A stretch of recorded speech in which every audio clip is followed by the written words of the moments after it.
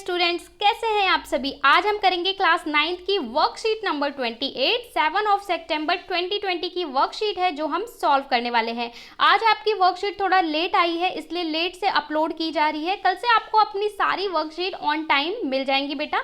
तो देखिए, आज जो हमारा चैप्टर है वो है गति। आपको पता है जो भी क्वेश्चन आते हैं वो मैं आपको समझा भी देती हूँ, आंसर के साथ लिखवा भी दूंगी, सॉल्यूशन भी प्रोवाइड करा दिया जाएगा। पर ये आपका चैप्टर सिलेबस का पार्ट है तो थोड़ा सा उसका ब्रीफिंग कर लेते हैं, थोड़ा सा समझ लेते हैं, उसके बाद क्वेश्चंस को सॉल्व करेंगे। देखिए, ये आपके ज्ञान भैया हैं और आपकी जिज्ञासा दीदी हैं जो क्वेश्चन आंसर करते हैं।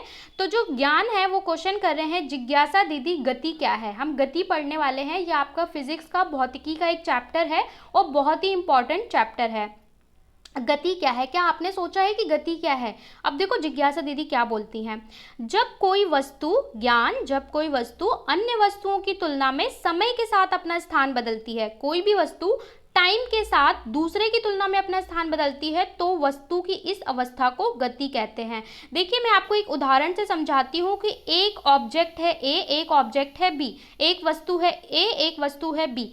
जब ए खड़ा हुआ है और बी चल रहा है तभी तो आप बोलेंगे कि बी मूविंग में है। हमेशा आप तुलना करते हैं तभी तो आप बताते हैं कि एक चीज गति में है, एक चीज रुकी हुई है। आप है, आपका दोस्त है, आप रोड पे खड़े हुए हैं और आपका दोस्त जा रहा है तो आप बोलते हैं आपका दोस्त मोशन में है, आपका दोस्त गति कर रहा है, वो चल रहा है। लेकिन अगर सोचिए सारी दुनिया एक ही गति से चल रही हो और सब गाड़ियां, सब लोग एक ही स्पीड से चल रहे हो तो क्या हमें महसूस होगा? नहीं होगा। हम तभी बता पाते हैं जब एक की हम दूसरे से तुलना करते हैं। गाड़ी रेस में कोई आगे जीतेगा कैसे पता चलता है? जब हम देखते हैं कि एक की स्पीड ज्यादा है, एक की कम है, तो हमेशा हम एक की तुलना दूसरे से करते हैं, तभी हम कहते हैं कि वो चीज गतिमान है या गति में है। ऑलराइट। इसके अलावा अगर वो समय के साथ कोई चीज अपनी पोजीशन चेंज करता है, वक्त के साथ भी एक जगह से दूसरी जगह जाता है, तो भी हम कहते हैं कि वो गतिशील है। किसी स्थिति समय के साथ परिवर्तन होता है। तो देखिए, अगर आप गति की बात करें, सड़क पे खड़े हैं और कार जा रही है तो आप क्या बोलेंगे कि वो गतिमान है। आप किससे तुलना कर रहे हैं? अपने आप से तुलना कर रहे हैं या दूसरी गाड़ी जो है रुकी हुई उससे तुलना कर रहे हैं, तभी आप पहचान पा रहे हैं ना कि वो गति में है। दूसरा क्या है कि कभी कभी समय के साथ भी कोई चीज चल रही होती है पर हमें पता नहीं चलता। जैसे कि आप देखेंगे जो अपनी पृथ्वी है, अपनी पृथ्वी लगातार चल रही है ना, घूमती है, आपको पता है, आपने पढ़ा हुआ है, लेकिन हमें क्या लगता है कि वो रुकी हुई है, लेकिन समय के साथ वो धीरे धीरे आगे बढ़ रही है। ठीक है, तो ये दो तरीकों से कोई भी चीज गतिमान है ये हम बताते हैं। इसके बाद भौतिक विज्ञान में वस्तु की दो स्थितियां होती हैं। वे क्या होती हैं? अगर हम भौतिकी में बात करें तो किसी भी वस्तु की दो स्थिति होती हैं। एक होती है विराम अवस्था, दूसरी होती है गतिमान। विराम अवस्था और गतिमान दो अवस्था होती हैं। विराम अवस्था कब होती है? जब कोई वस्तु किसी स्थिर वस्तु की तुलना में समय के साथ अपना स्थान नहीं बदलती तो उसे क्या कहते हैं? स्थिर। जैसे काफी टाइम के साथ एक चीज है जो चल रहा है और दूसरा चीज खड़ा है, तो हम क्या इससे तुलना करेंगे और बोलेंगे ये चीज क्या है? स्थिर है या विराम अवस्था में है। जैसे कि पेड़, खंबे, इमारत, जो आपके खंबे हैं, ठीक है, बिजली के खंबे हो गए और भी खंबे हैं, वो एक जगह पे खड़े रहते हैं, चाहे कितना भी समय बदल जाए वो वहीं पे खड़े रहेंगे, अपनी स्थिति नहीं बदलेंगे, तो उसे हम क्या बोलेंगे? ये विराम अवस्था में है। जो आपका घर है, बिल्डिंग है, 10 साल पहले भी वही था, आज भी वही है और आगे आने वाले 10 साल भी वही रहेगा। वो कहीं चल के दिल्ली से लखनऊ तो नहीं पहुंच जाएगा ना। तो वो क्या है? वो भी विराम अवस्था में है। जब कोई वस्तु किसी स्थिर वस्तु की तुलना में दूसरी, अगर हम गतिमान की बात करें, दूसरी तुलना में समय के साथ साथ अपना स्थान बदल ले, ठीक है, तो उसे हम क्या बोलते हैं कि वो गतिशील है। जैसे कि हमारी पृथ्वी हो गई, ठीक है, चांद तारे हो गए, ये सब भी गतिमान है। व्यक्ति सड़कों पे चल रहे हैं, ठीक है, तो इसका उदाहरण क्या है? कार और ये सारे चलते हुए इंसान, ये सब क्या है? गतिमान। अब हम बात करें तो गति 3 प्रकार की होती है। जो गति भी होती है यानी मोशन यानी चलना भी होता है, वो 3 प्रकार की चाल होती है। कैसे? अब ध्यान रखना, हम साइंस की लैंग्वेज में बात कर रहे हैं, ठीक है। आप ये मत बोलना कि राहुल ऐसे चलता है, प्रीति ऐसे चलती है, हम साइंस की लैंग्वेज में बात कर रहे हैं। सबसे पहले सरल रेखीय गति। सरल रेखीय गति मतलब जब कोई वस्तु सीधी सरल एक ही रेखा में चलती है। जैसे जब कोई वस्तु किसी सरल या वर्क रेखा पर गति करती है तो हम उसे क्या बोलते हैं? सरल रेखीय। जिसका अगर आप ग्राफ बनाए तो इस तरीके से ग्राफ आता है सीधा, तो उसे हम क्या बोलते हैं? उसे हम बोलते हैं बेटा सरल रेखीय गति।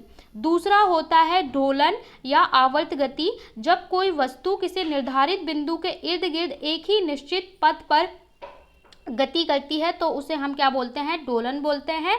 ठीक है, मतलब एक ही जैसे कि हम दोलन का उदाहरण मैं आपको देती हूँ, जैसे कि पेंडुलम होता है। ठीक है, पेंडुलम आपने शायद देखा हो, इस तरीके से होता है। एक पत्थर अगर बॉब बांध दो, एक बार इधर जाएगा, एक बार इधर जाएगा, एक बार इधर जाएगा, एक बार इधर जाएगा, तो इसको हम क्या बोलते हैं, इसको हम बोलते हैं दोलन। और दूसरी होती है घूर्णन। घूर्णन तो आपको पता ही है, घूर्णन का सबसे अच्छा उदाहरण क्या है, पृथ्वी।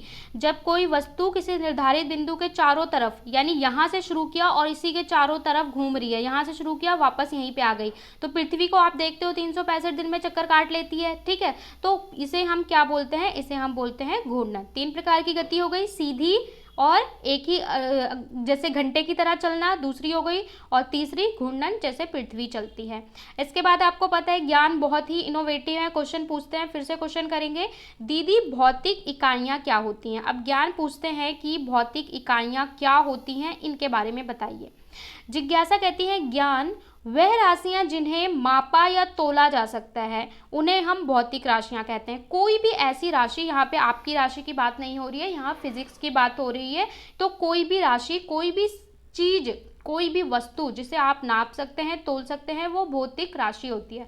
उदाहरण के लिए मैं आपको बताती हूँ, जैसे आप सब्जी लेने गए मार्केट में, तो वहाँ पे आलू लेंगे तो कैसे लेंगे, किलोग्राम में लेंगे, केजी में लेंगे, उसको आप नाप पा रहे हैं, तो वो क्या है, एक भौतिक राशि है। आपकी लंबाई कितनी है आप नाप सकते हैं, लेंथ में, सेंटीमीटर में, फुट्स में, तो ये क्या है, एक भौतिक क्वांटिटी है। दूध लेंगे उसे नाप सकते हैं लीटर्स में, तो वो क्या है, एक भौतिक क्वांटिटी है, यानी फिजिकल राशि है। तो कोई भी चीज जिसको आप नाप सकते हैं, मेजर कर सकते हैं, वो क्या कहलाता है, भौतिक राशियां कहलाता है। मूल भौतिक राशियों की संख्या 7 है, तो मेजरली साइंस में हमने 7 चीज़ों में डिवाइड किया है भौतिक राशियों में। वो क्या है, लंबाई। ठीक है, चीज़ों को आप लंबाई में नापते हो, चाहे मीटर, किलोमीटर, सेंटीमीटर। ठीक है, अकॉर्डिंग टू कि छोटी है या बड़ी है। द्रव्यमान। ठीक है, इसके अलावा समय, विद्युत धारा, बिजली, आप इलेक्ट्रिसिटी का बिल यूनिट्स में मेजर कर पाते हो ना। ताप, टेम्परेचर केल्विन में। पदार्थ की मात्रा, कोई भी चीज़ आप लोगे, कोई भी सब्सटेंस लोगे, कोई भी केमिकल लोगे तो उसकी मात्रा नाप पाते हो। और ज्योति तीव्रता।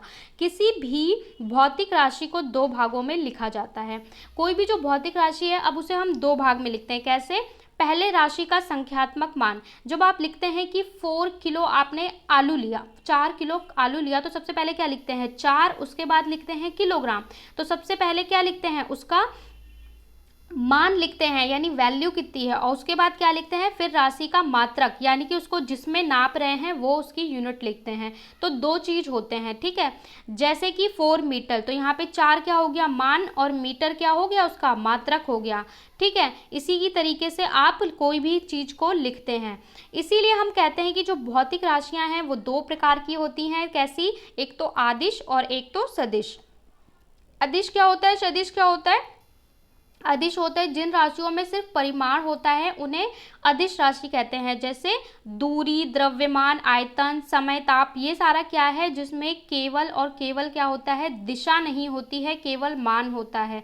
ठीक है, मतलब केवल मान होगा पर दिशा नहीं होगी। जैसे कि मैं बोलूँ आपका स्कूल है और आपका घर, तो 5 किलोमीटर की दूरी पे है आपका स्कूल आपके घर से, तो उसका क्या है कि आप स्कूल यहाँ से भी जा सकते हैं, यहाँ से भी जा सकते हैं, यहाँ से भी जा सकते हैं, उसकी आप दूरी बताएंगे कि 5 किलोमीटर है, पर ऐसे नहीं बोल सकते एग्जैक्टली, ऐसे नहीं बोल सकते कि इसी दिशा में। ठीक है, तो ये क्या हो गया, ये हो गया अदिश। वहीं सदिश क्या होता है, जिन राशियों में मात्रा और दिशा दोनों होता है। ठीक है, मात्रा भी होता है और दिशा भी होता है, उसे हम सदिश कहते हैं। इसका सबसे अच्छा उदाहरण क्या होता है, बल, फोर्स। जैसे कि आप किसी अलमारी पे फोर्स लगा रहे हैं, पुश कर रहे हैं उसे, तो आप बताएंगे कि आप 5 न्यूटन का फोर्स लगा रहे हैं, न्यूटन वैल्यू होती है नापने की बल को, 5 न्यूटन का बल लगा रहे हैं, और ये भी बताएंगे कि आप इधर ईस्ट में लगा रहे हैं। ठीक है, एक पर्टिकुलर डायरेक्शन में, दिशा में ही लगाएंगे। ठीक है, तो ये क्या होता है, ये होता है सदिश। तो सदिश में क्या होता है, जैसे कि वेग। वेग मतलब क्या होता है कि आप पर्टिकुलर समय में, एक समय के साथ एक ही दिशा में एक रफ्तार से चल रहे हैं, तो वो वेग कहलाता है। तो जो वेग होगा वो एक दिशा में होता है। ठीक है, बल, बल भी किसी एक दिशा में लगाएंगे, तो वैसी क्वांटिटीज, वैसी चीज़ें जो एक दिशा में होती हैं और उनकी वैल्यू भी होती है, उन्हें सदिश कहते हैं। ठीक है, और अदिश मतलब केवल वैल्यू होगी लेकिन दिशा नहीं होगी। देखिए आपसे 4 क्वेश्चन पूछे गए हैं, फटाफट से देख लेते हैं। गति किसे कहते हैं, भौतिक राशियों के नाम लिखिए, अदिश और सदिश राशियां क्या होती हैं, और अपने आसपास आपको स्थिर और गतिमान वस्तुओं के नाम बताने हैं। चलिए क्वेश्चन आंसर देख लेते हैं। सबसे पहले पूछा है गति किसे कहते हैं, यहाँ पे आपको परिभाषा लिखनी है। जब कोई वस्तु अन्य वस्तुओं की तुलना में समय के साथ अपना स्थान बदलती है तो वस्तु की इस अवस्था को गति कहते हैं, या वस्तु की स्थिति में समय के साथ परिवर्तन गति कहलाता है। ठीक है, या तो समय के साथ परिवर्तन हो या एक की तुलना में दूसरा अगर चले तो उसे गति कहते हैं। भौतिक राशियां, तो भौतिक राशियां आपकी कितनी है, लिखेंगे मूल भौतिक राशियां 7 हैं। लंबाई, द्रव्यमान, समय, विद्युत धारा, तापमान। आप तापमान को तापमान भी लिख सकते हैं और ताप भी लिख सकते हैं। ठीक है, पदार्थ की मात्रा और ज्योति तीव्रता। तो ये आपकी 7 भौतिक राशियां हैं। इस आंसर का आप स्क्रीनशॉट ले सकते हैं। फिर हम चलेंगे नेक्स्ट क्वेश्चन पे। सारे आंसर मैं टेलीग्राम पे भी डाल देती हूँ, तो आप टेलीग्राम ज्वाइन करके वहां से भी कर सकते हैं। सदिश और अदिश राशियां क्या होती हैं, उदाहरण सहित आपको बताना है, तो वही लिखेंगे। पहले परिभाषा अदिश की, जिन राशियों में सिर्फ परिमाण होता है उन्हें अदिश राशि कहते हैं, जैसे चाल, दूरी, द्रव्यमान और समय। सदिश, जिन राशियों में मात्रा तथा दिशा दोनों निहित होती है उन्हें हम क्या बोलते हैं, उन्हें हम सदिश कहते हैं, जैसे वेग हो गया, संवेग हो गया, त्वरण हो गया। ठीक है, और ये जो पढ़ रहे हैं ना वेग, संवेग, ये भी आगे आपको पढ़ाया जाएगा फिजिक्स में, तो आगे इसके बारे में अच्छे से डिटेल में समझेंगे। तो इसका भी आप स्क्रीनशॉट ले सकते हैं। चौथा क्वेश्चन आपसे पूछा है कि आपके आसपास 5 वस्तुएं आपकी बतानी है जो गतिमान है और जो स्थिर है। तो सबसे पहले आप बताएंगे हमारे आसपास गतिमान वस्तुओं के नाम।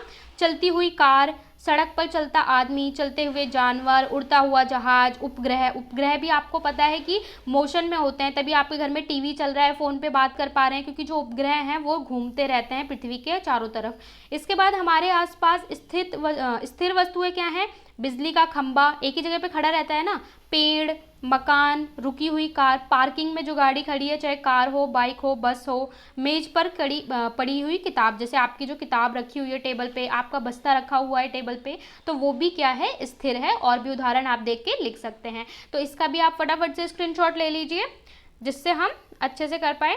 तो देखिए यहाँ पे हमने वर्कशीट सॉल्व कर ली है। कोई भी डाउट हो तो कमेंट सेक्शन में पूछ सकते हैं। साथ ही आपको एक क्वेश्चन का आंसर देना है कि आप क्या बनना चाहते हैं। ठीक है, आप फ्यूचर में क्या बनना चाहते हैं, आपका ड्रीम क्या है, वो आपको कमेंट में बताना है, क्योंकि उसके ऊपर एक सरप्राइज क्लास आने वाली है वीकेंड में आपके लिए। तो आपको बताना है कि आपको क्या बनना है, डॉक्टर, टीचर, क्योंकि आप बड़े हो चुके हैं और अब आपको डिसाइड करना होगा, उसी के अकॉर्डिंग आपको स्ट्रीम भी चुननी होगी। Thank you so much.